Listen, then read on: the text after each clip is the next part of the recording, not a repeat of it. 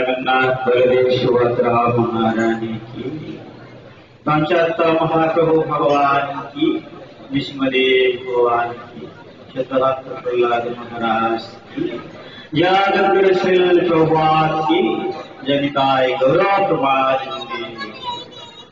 ओम गणपति विहंगस्य ज्ञानजनाशय चक्षुरुन्मीलितं येन तस्मै श्रीगुरवे श्रीचैतन्यमनोभीष्टं स्थापितं येन भूतले स्वयं रूपः परमह्यं ददति स्वपदान्तिकम्।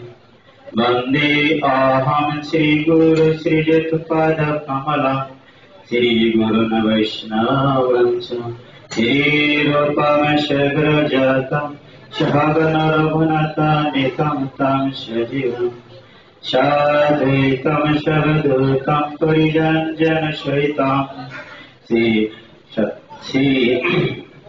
सहितं साद्वैतं परिजनसहितं श्रीकृष्ण चैतन्यदेवं श्री राधा कृष्ण पादं सहगण ललिता श्री विशाखान्वितं च। हे कृष्ण करुणा सिन्धु दीनबन्धु जगत्पते गोपीशावकान्त राधाकान्त नमोस्तुते। तप्त कंचन गौरांगी वृन्दावनेश्वरी वृषभानुसुते देवी प्रणमामि हरिप्रिये। वंशाकल्पतरुभ्यश्च कृपासिन्धुभ्येव च पतितानां पावनेभ्यो वैष्णवेभ्यो नमो नमः। जय श्री कृष्ण चैतन्य प्रभु नित्यानंद श्री अद्वैत गदाधर श्रीवासदि गौरभक्तवृन्द।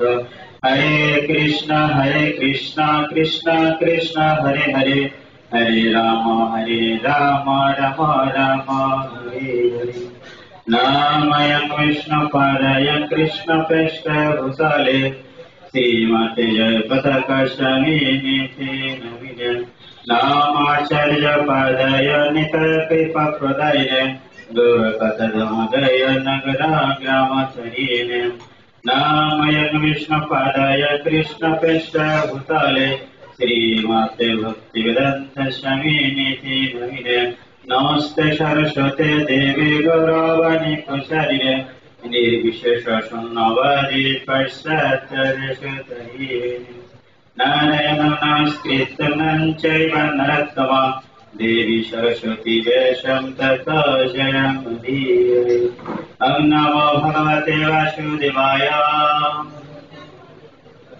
ॐ नमो भगवते वासुदेवाय। ॐ नमो भगवते वासुदेवाय।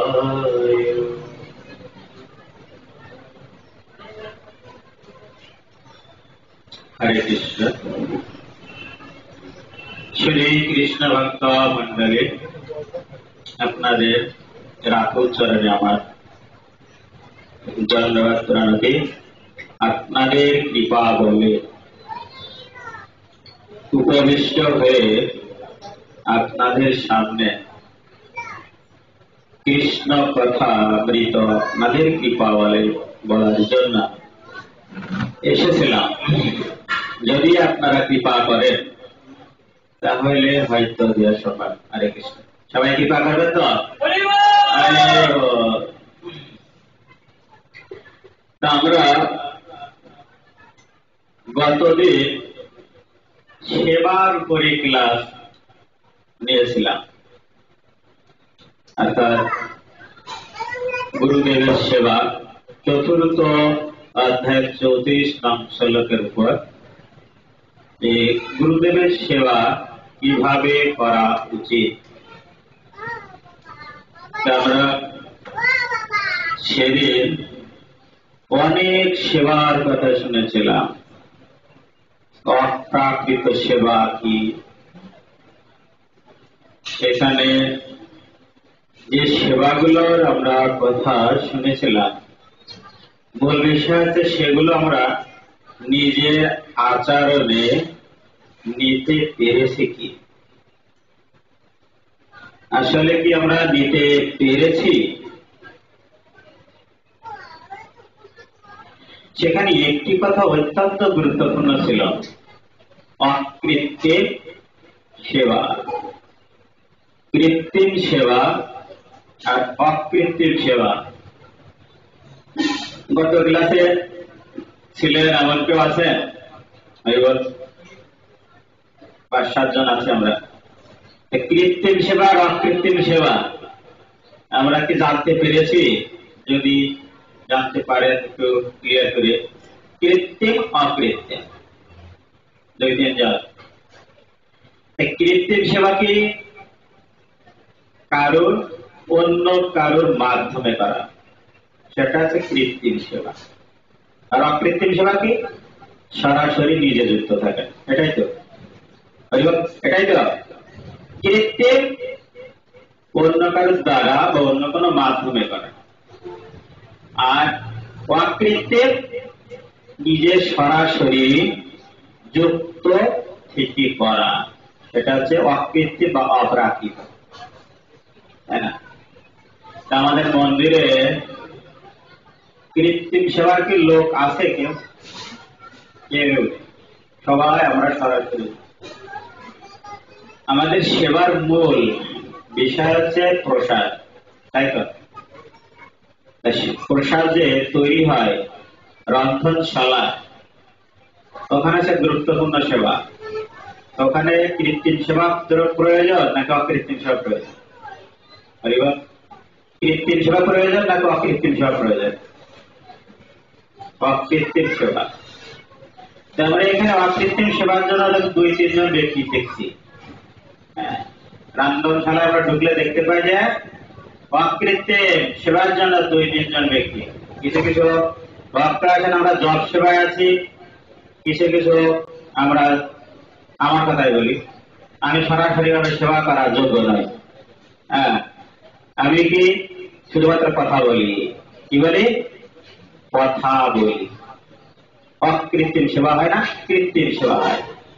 অন্যরা সেবা করে, আমি সেটা ভোগ করি। অকৃত্রিম সেবার এখন কথা বলা আছে, অকৃত্রিম সেবা। তা আমরা যখন অকৃত্রিম সেবায় উন্নীত হব, তখন ভগবানের পদ্মের দর্শন পাব। আমাদের দেখা যায় যে রন্ধনশালায় ভক্তদের সেবা করার কোন কাউকে খুঁজে পাওয়া যায় না। 2-1 জন অকৃত্রিম সেবক আছেন, শুধুমাত্র তারা, তাদেরই দেখা যায়। আমাদের উচিত অকৃত্রিম সেবা করা, কৃত্রিম সেবা নয়। আমরা যে উপরে যে ইলেকট্রিক ফ্যান, পাখা দ্বারা বাতাস অনুভব করছি, এটা হচ্ছে অকৃত্রিম সেবা নয়, এটা কৃত্রিম সেবা। কিন্তু ভগবানকে যখন আমরা আরতি করি, আরতি শেষে যে ব্যঞ্জন পাখার যে বাচ্য হন, সন্তুষ্ট হন। সন্তুষ্টের সংজ্ঞা আমি কয়েকটা ক্লাসে দিয়েছি। সন্তুষ্ট, আমার যা দরকার তার চেয়ে যদি বেশি পায়, তখন ওই ব্যক্তি সন্তুষ্ট হয়।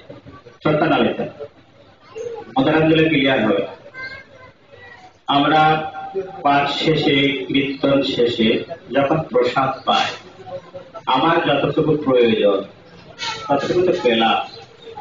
কিন্তু বাসায় যাওয়ার সময় যদি বলি, মাতাজি এই প্রসাদটা নিয়ে যান, মনিরা বাসায় পাবেন, তখন ওই ব্যক্তি যা চাওয়ার কাছে বেশি পেল নাকি যা পাওয়ার ততটুকু পেল?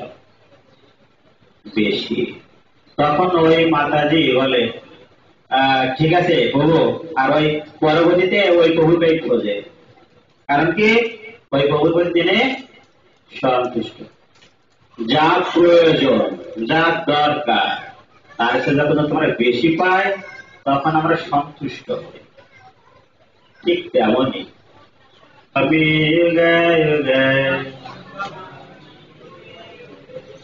পরিত্রাণায় সাধনম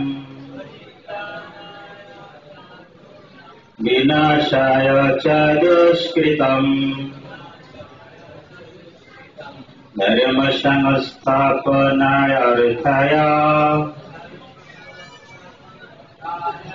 संभवामि युगे युगे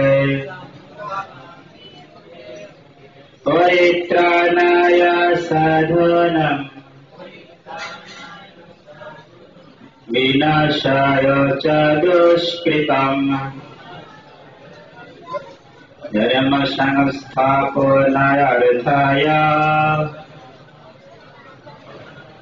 संभवामि युगे युगे।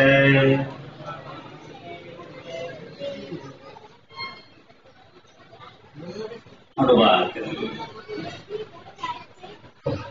সাধুদের এবং দুষ্কৃতকারীদের বিনাশ করার জন্য এবং ধর্ম সংস্থাপনের জন্য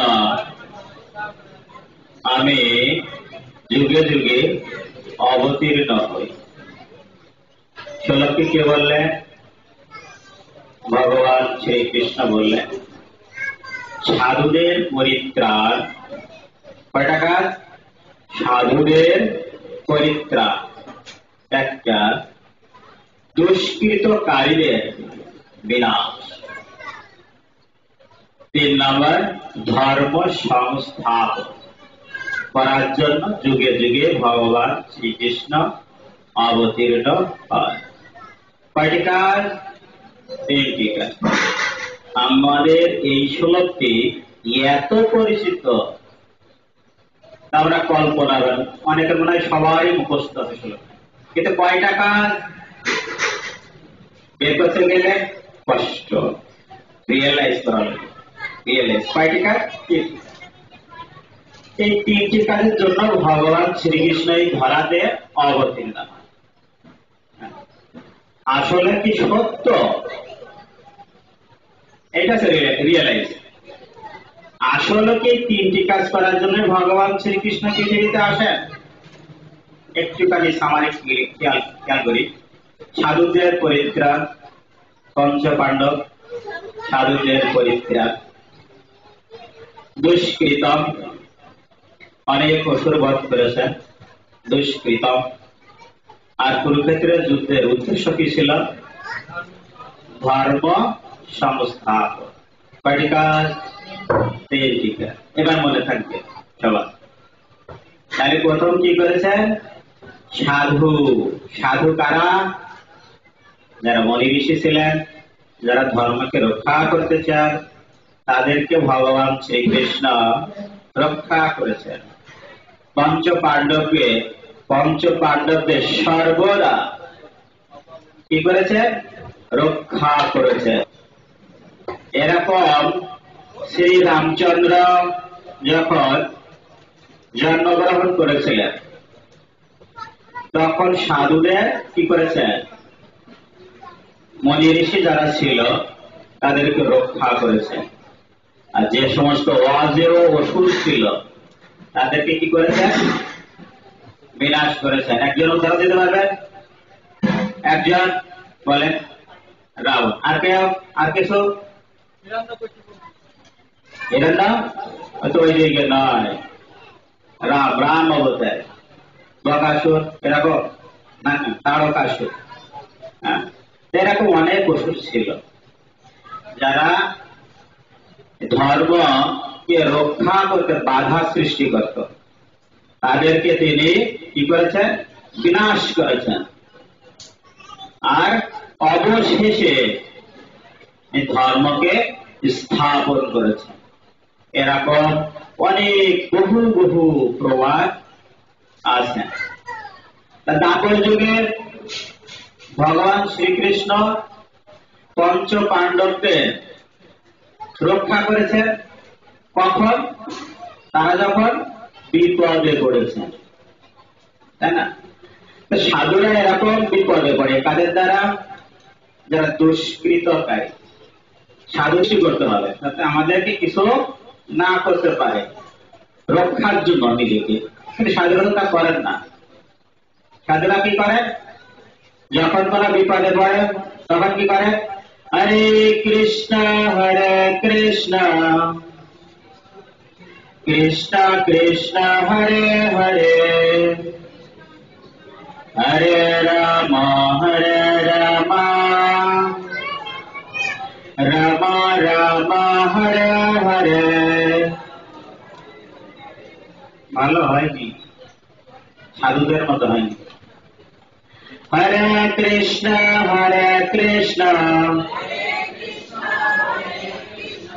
কৃষ্ণ কৃষ্ণ হরে হরে হরে রাম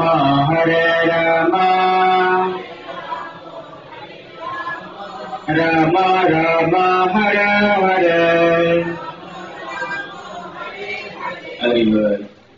সাধুরা যখন বিপদে পড়ে তখন হরে কৃষ্ণ মহামন্ত্র উচ্চারণ করেন।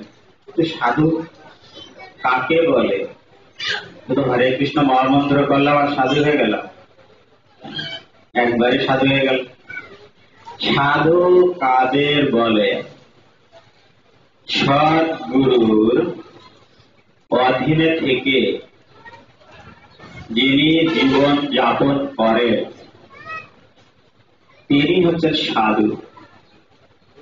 সদ্গুরুর অধীনে থেকে নিজের জীবনকে পরিচালিত করেন তিনি হচ্ছেন সাধু। তাহলে আমাদের কি প্রয়োজন সাধু হতে গেলে? হরিবল, কি প্রয়োজন? সৎ জীবন যাপন। সৎ জীবন যাপন কার অধীনে থেকে? সদ্গুরুর। সদ্গুরু। আমরা সেই কোথায় ফিরে গেলাম? চতুর্থ অধ্যায়ের 34 নম্বর শ্লোক। সদ্গুরুর অধীনে থেকে জীবন যাপন করার যে নির্দেশ আমরা পেয়েছি, এটা যদি নিজের জীবনে যদি পরিচালিত করতে পারি তাহলে আমরা হচ্ছে সাধু। তাহলে প্রথমে কি? সদ্গুরু শরণাপন্ন হওয়া। গুরু চিনব কিভাবে? হরিবল। শিষ্যের কি কোন যোগ্যতা আছে গুরু চেনার মতো? আছে? শিষ্য তো নগণ্য, যে কোনো পরিবেশ থেকে উঠে আসতে পারে। তার কি যোগ্যতা আছে সদ্গুরু সে নির্ণয় করবে? এই কি যোগ্যতা শিষ্যর আছে? শিষ্য এটুকু থাকে, যদি কোন সাধু গুরু বৈষ্ণবের কৃপা বর্ষণ হয় তখন তার এই হৃদয়ের ভিতরে জীবাত্মা এবং